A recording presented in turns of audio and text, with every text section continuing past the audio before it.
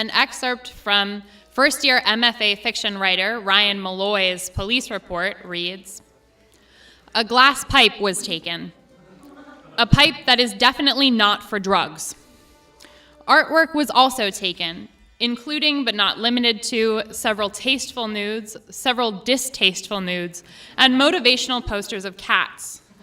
Until these items are returned to me, I will endeavor to hang in there, baby."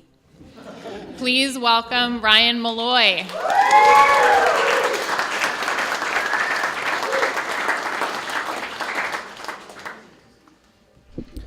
All my nudes are tasteful. Hi, I'm Ryan, and thanks everyone for being here. And this is a story about love. Susan was in the dish room when she noticed the back fat. It was pinched in her waistband like dough in twine. She untied her apron and pulled out her pad.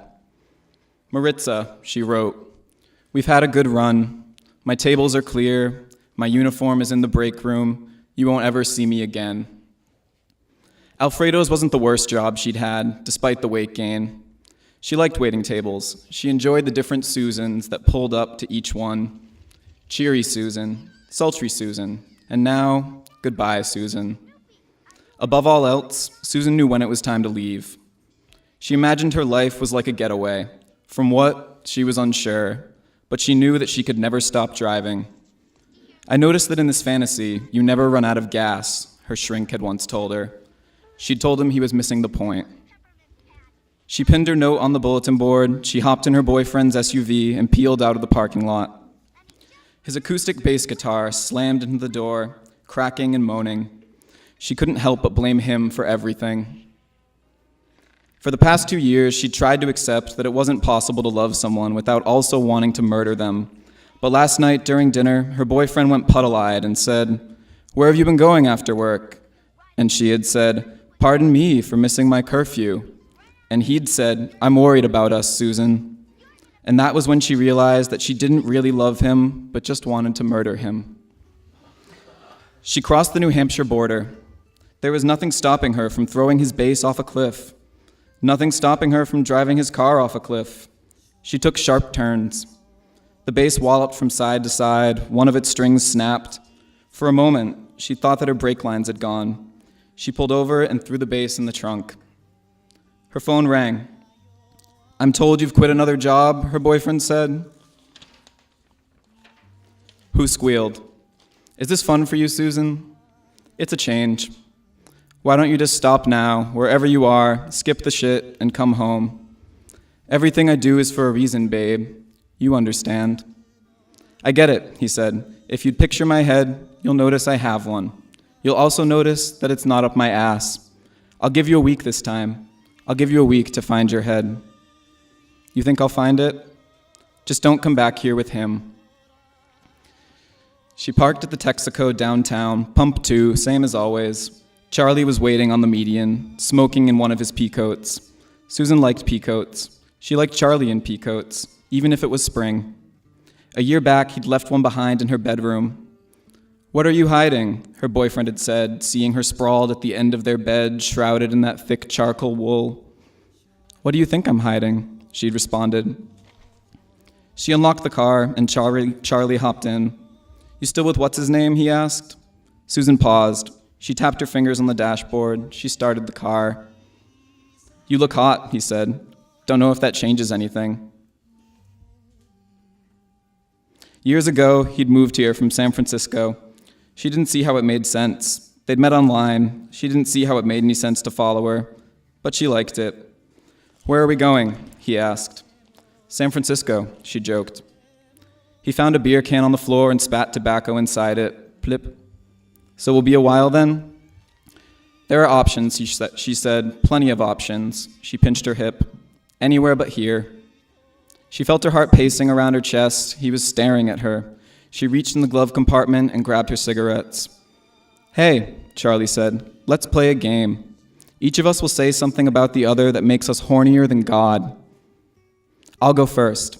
You've had that pack of parliaments since college. You know that I know this, yet you pretend you're a smoker every time I come around. It's pathetic, and it makes me want to rip off your apron and fuck you on the hood of your car. Now you go. Her phone rang. Please tell me he's joking. It was her sister, Amy. You blocked off both his phones. I hope to God he leaves you this time. You don't know how romance works, Susan said. I know how you work, Amy said, and so does he. Susan hung up. No one ever understood. You didn't need to know someone in order to love them. In fact, nothing could be less exciting. You're boring me, Charlie said. Pull into the reservoir. She wasn't looking at him. She was looking at his neck. It was ashy and red, like an Indian sunburn. He'd lost weight. He was mostly skin. Snap out of it, he said. I'm going swimming. She thought she was looking at the water, but she was looking at him again. Little him, bony and pale as ever, slithering out of his pea coat and diving into the water. She went to the trunk and grabbed the base. It was warm and humid. A cop knocked on the window. What are you doing, ma'am? The window was cracked open. She could feel the breeze of his breath. There's a junkie down there. She pointed at the water. Charlie came back dripping, escorted by the cop. He tossed his coat in the back and sat down in the front. You didn't miss much, he said. Lots of dead turtles. Did you kill them? Don't ask. I used to have turtles, she'd said. Did I murder those too? Suicide, both of them. They do it all the time, actually. They're the only animal that can suffer depression. It's a virus, I think. They can walk into water and wait the 30 minutes until their turtle breathing stops. Great story about life, he said. I love how it changes. My turtles chose death over me into, I want Charlie to fuck me on death's door. Look at this asshole, she said, gesturing to the patrol car. The cop hadn't left yet. Maybe he wants to watch us screw. Can't hear you, she said. I'm in my shell. She wrapped the pea coat over her head. From inside, she heard a shuffling. He was hiding the drugs. The girl at the front desk of the motel looked just like Susan, only gaunter. Gently, Susan grabbed the keys from her hand. Am I that skeletal? She asked Charlie. How should I put this? He closed the door behind him. I like how you look. The motel walls were cracked, the windows were cracked, the lamp buzzed like a cricket. Her whole life, the men that kissed her, the cracked smiles she loved, the present Susan, the former Susan that was lounging on her boyfriend's stomach paunch, all of it had begun with a restlessness. She fooled no one anymore, least of which herself. Some nights, she forced herself to sleep. It never stuck, though. In bed, she tried less than normal. Her war on his advances was half-hearted. She knew that he wanted it. She knew that deep down, she wanted it too. They tried just enough that he came.